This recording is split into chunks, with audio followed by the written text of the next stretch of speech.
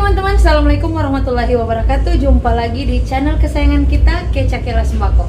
Apa kabar teman-temanku semuanya? Semoga kita diberi kesehatan, diberi kelimpahan rezeki, dan diberikan segala keberkahan dari Allah Subhanahu Wa Taala. Amin, amin ya rabbal alamin. Teman-teman, kali ini saya lagi berada di toko. Kebetulan saya baru saja gantian dengan kedua sepupu saya yang jaga toko pada sore hari ini.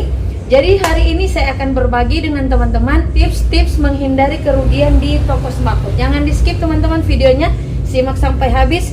Dan jangan lupa untuk terus subscribe channel Kecakela Sembako agar supaya dapat berkembang dan terus memberikan inovasi, informasi, serta memberikan tips dan cara untuk teman-teman sesama pejuang sembako.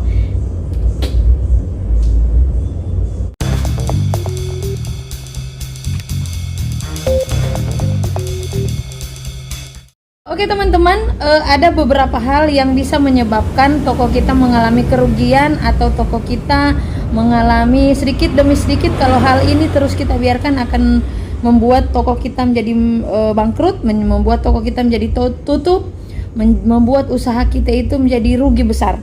Jadi apa saja itu saya akan coba berbagi dengan teman-teman. Jadi gini ya, ini contohnya, ini saya punya contoh. Oke, saya jelasin dulu. Yang pertama, tips menghindari kerugian di toko itu yaitu teliti dalam menerima barang dari sales. Jadi teman-teman, kalau sales itu memang mereka mungkin tidak sengaja ya teman-teman ya.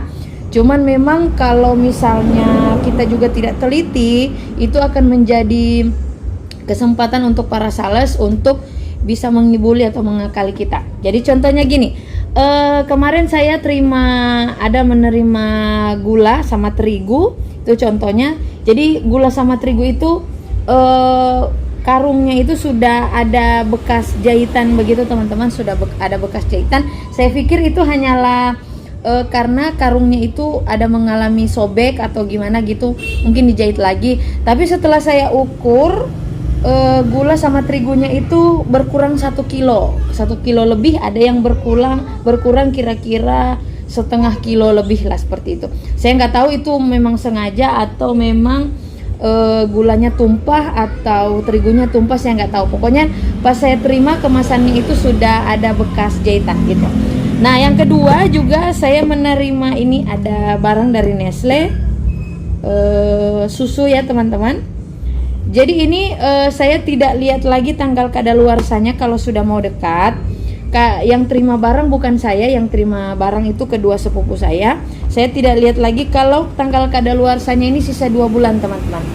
Jadi kalau misalnya apalagi kalau susu kan itu modalnya besar tapi marginnya kecil, keuntungannya tinggal sedikit. Jadi ini ya mau tidak mau tidak bisa saya kembalikan teman-teman, karena tidak bisa saya retur, karena memang ada beberapa jenis susu yang bisa kita retur, ada beberapa jenis susu yang tidak bisa kita retur. Jadi mau tidak mau kita harus menelan kerugian teman-teman. Jadi ini ada sekitar 1, 2, 3, ada 3 dus yang seperti ini.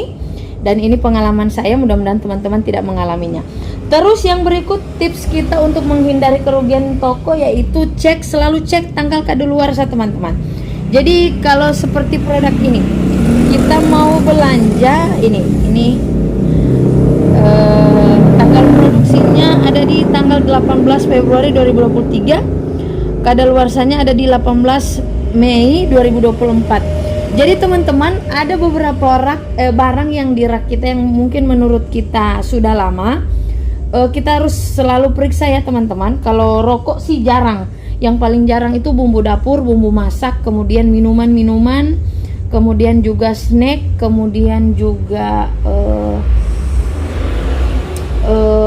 bahan kue itu yang selalu sering sekali kita kebobolan teman-teman. Jadi kita harus selalu cek tanggal kadaluarsanya. Kalau tanggal kadaluarsanya tinggal 3 bulan atau tinggal 2 bulan, itu cepat kita letakkan di depan atau kita bikin promo supaya dia cepat laku teman-teman. Kita bikin promo, misalnya susu ini misalnya kita ambil keuntungan misalnya margin misalnya Rp2.000 dalam 1 dus, kita jual kembali modal saja biar dia cepat laku dan kita tidak kadaluarsa di kita ya. Oke, itu. Kemudian tips yang terakhir, teliti sebelum menerima uang. Nah, Ini juga yang selalu terjadi di toko kita teman-teman. Kalau misalnya kita terima uang, seperti saya kasih contoh ya. Nah ini, saya kasih contoh. Misalnya kita terima uang sudah lecek sekali, apalagi yang beli anak-anak ya. Apalagi yang beli anak-anak, misalnya uangnya sudah lecek, apalagi ada robek sedikit, kita sudah, karena saking banyaknya pembeli, kita sudah tidak lihat lagi, kita sudah tidak memeriksa lagi uang itu, langsung kita kembalikan. Apalagi kalau pecahan 100.000 kita kembalikan dengan uang, jadi dia belinya hanya 5.000 atau 10.000, kita balikin 90.000. Sementara kita rugi 100.000, itu sudah tidak bisa dipakai teman-teman. Jadi banyak ya teman-teman yang lain juga. Kalau ada beberapa hal mungkin yang ingin ditambahkan di video saya ini, tips-tips mengurangi kerugian di toko sembako, bisa langsung share dengan saya, bisa langsung tulis di kolom komentar, atau bisa langsung berbagi dengan teman-teman semuanya. Cukup sekian dulu teman-teman video saya kali ini, semoga dapat bermanfaat buat teman-teman semuanya. Saya agak gendutan ya saya agak gendutan karena mungkin pengaruh lagi hamil ya. Jadi saya selalu cemilan itu selalu sering ngemil, terus sering makan juga, jadi agak gemukan. Oke teman-teman, terima kasih sudah nonton video saya kali ini. Terima kasih juga sudah subscribe channel Kaca Kilas Sembako. Terus dukung channel Kaca Kilas Sembako agar supaya dapat berbagi dengan kita semua, agar supaya dapat menginspirasi teman-teman semua. Terima kasih. Assalamualaikum warahmatullahi wabarakatuh.